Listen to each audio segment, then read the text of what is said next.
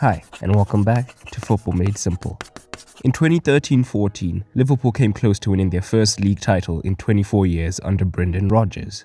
In the end, they came second, just 2 points behind the champions Manchester City, but still, the fans were energized and dreaming of bigger things. But at the end of the season, Luis Suarez was sold to Barcelona and the incoming signings didn't do much to make up the difference. The next season, Liverpool regressed and finished 6th, and halfway through the following season, Rodgers was sacked. And in came Jurgen Klopp, the man tasked with returning Liverpool back to their glory days. And now, at the end of his third full season, Liverpool find themselves having secured the highest number of points in their league history, as well as in the Champions League final again. Transformation complete, you might say. And in this video, we give you the complete guide of how Jurgen Klopp has taken Liverpool back to the brink of glory. Just before that, if you enjoyed the video, please consider liking and subscribing, as it really helps to support the channel. Now, let's get into it.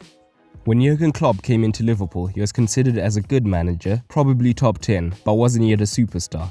He played for Mainz as a player before retiring and becoming their manager. He had his ups and downs with the club, leading them to promotion in 2004 before being relegated in 2007. He then became Dortmund manager and led them to 2 league titles in 2011 and 2012. But in 2015, Dortmund had a disaster season where, although they finished 7th, at one point they fought relegation. And he left the club and soon became the Liverpool manager. He was tipped to bring his gegenpressing style of football to the club. And yes, he has, but he has also brought so much more. We'll now look at how he transformed the club season by season, look at the tactical changes, personnel changes, as well as the psychological changes. Starting in 2013-14, the year of Liverpool's recent peak under Rodgers. During this season, Rodgers usually played a 4-3-3, with the most used players being as displayed. Often during games, Sterling would withdraw, allowing Sturridge and Suarez to both play centrally. Rodgers played a fluid attacking style that was led by a front three who led them to scoring over 100 goals. They lost out by 2 points to Man City in the end, but a major theme that would plague Liverpool for years developed. They conceded 50 goals in the season, which was the second worst in the top 8. This was the theme for a few years for Liverpool, of great attack and poor defense. Although he did tweak formation, the shape of his back four and midfield three was relatively stable, allowing a platform for the fluid forwards. But then in 2014-15, the team encountered problems in Rodgers' final full season. And in this season, we see many of the problems which Klopp would immediately try to rectify. In this season, Rodgers was unsure how to play to make up for the loss of Suarez. And as a result, he changed formation sporadically between the 3-4-3, the 4-2-3-1, the 4-3-3, and many more, which created uncertainty within the ranks of the squad. His personnel were also ill-suited to his most used formation, playing 4 players out of their preferred position. Having lost Suarez to Barcelona, their attempt to replace him resulted in 10 players bought for 117 million, failing to plug the gap. In this season, they only scored 51 goals while conceding 48 at the same time. Their possession stats were down from the previous season as well to 54%, as playing a midfield 2 loosened their grip on the matches. They suffered from their deficiencies in both defense and the goalkeeping area, as they conceded 10 more goals than the expected goals had them on target for. In 2015-16, Rodgers was sacked mid-season, with the club in 10th, and in came Klopp. Klopp had a good impact and took them to the Europa League final, where they lost out to Sevilla. But we won't look too much into the tactics of his first season, because he had only had half a season to implement his changes.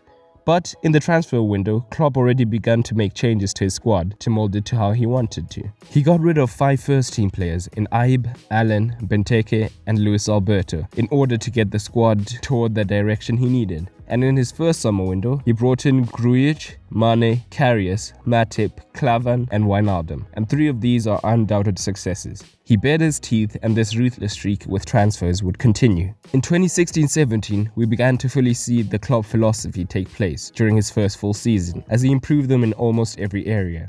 The first thing he did was give his team a system which they could stick to, so each player would know exactly what their role was and reduce psychological uncertainty during matches. As a result, they performed better as a unit, and they were therefore less reliant on individual brilliance. They played a 4-3-3 in 35 of their 38 games, in contrast to the chopping and changes of Rodgers, and Klopp brought his gegenpressing to the fore in this season. They finished 4th but accumulated many more points than Rodgers' last full season. But the important thing was the undoubted improvement from Rodgers' last season, as Klopp brought in his fluid attacking play. They had more possession, more goals for, less goals against, more shots for, and less shots against, which tells this statistical tale. They even got into better attacking positions, with more crosses for, whilst reducing the crosses against. However, Klopp's team was not quite where he needed it to be. They outperformed their XG and their expected goals conceded, which was the second most in the top 6, meaning that in actuality, the expected points had them to finish at 5th instead of 4th. This would have been an indicator to Klopp that the job was far from done and they had to improve. And that's exactly what Klopp did heading into the next season, starting with his transfers. Klopp began to trim down the squad to suit his vision, getting rid of Wisdom, Lever, Stewart and Sacco. In came Salah, Solanke, Robertson and Alex Oxlade-Chamberlain, 3 of whom were undoubted successes. With the team now accustomed to the 4-3-3, Klopp began to introduce variations to the team's tactics. They still played with a high-tempo pressing game, with primarily a back 4. However, the front 6 could alter their shape. Depending on the game, they could be a 4-3-3 to stretch defenses, a 4-2-3-1 to keep possession, or even a 4-4-2 to isolate the centre-backs. In this season, he began to convert Salah from an out-and-out winger to an inside forward or even a striker. And again, Klopp improved their underlying numbers from the previous season, trending up in goals scored, possession, crosses for, whilst reducing goals conceded and shots conceded. Big factors for this change were the form of Salah, who outperformed his XG by 7 goals, and Van Dijk joining by the midway point to assist the team defensively. In the league, they may have finished 4th, but the expected points had them finishing 2nd. The drop-off may have occurred as they chose to focus on the Champions League towards the second half of the season. He had the team playing his way and they bulldozed their way to the final, with Van Dijk providing newfound solidity at the base of defense. They eventually lost to Madrid in the final, and many wondered if their best time had passed them by. Klopp, however, was determined for that not to be the case. He sold Coutinho and Emre Can, who were the biggest losses, but he also trimmed the fat of the squad, getting rid of Ward, Flanagan and Klavan, displaying a ruthless streak. His inbound transfers were Van Dijk, Fabinho, Keita, Shaqiri and Alisson, whilst Alexander-Arnold became crucial. Every transfer strengthened the team and the squad, and the Klopp ideology was now firmly in place. And the major change in this season, aside from the personnel, was tactical and psychological. Klopp realized that the team would need more dynamic flexibility with their tactics in order to challenge Europe's biggest teams. He still primarily used a 4-3-3, but often Firmino would drop deeper and the wingers would cut in, making it look like a 4-4-2 diamond. So the wingers were really only wingers on paper, meaning that it was actually a 4-4-2. In addition, now Mane was able to play up front, making it hard for the defenders to keep a track of which one of the front 3 was the biggest danger. In this season, Klopp also used more runners from midfield to overload the box, as their attempted crosses went up, with Robertson and Alexander-Arnold providing the service, which allowed Mane and Salah a lot more central.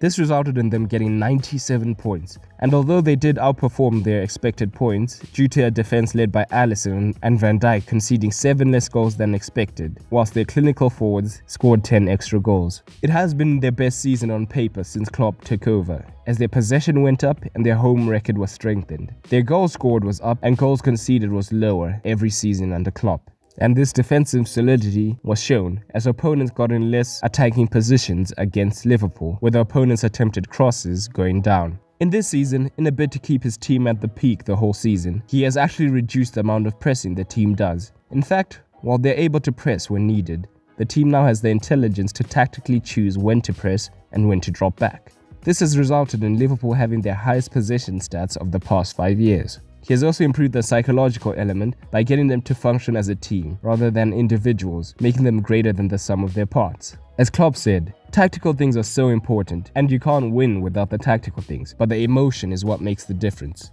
So in summary, Klopp has gotten Liverpool to this position by improving the personnel and having over 11 players perfectly suited to his system, improving their general style of play by increasing distance covered, shots for, and goals, whilst reducing the opponent's attacking threat, and also by improving the mentality of the team. So, will all these improvements be enough to see them become champions of Europe? Well, subscribe to see an in-depth tactical preview of the match on my channel soon.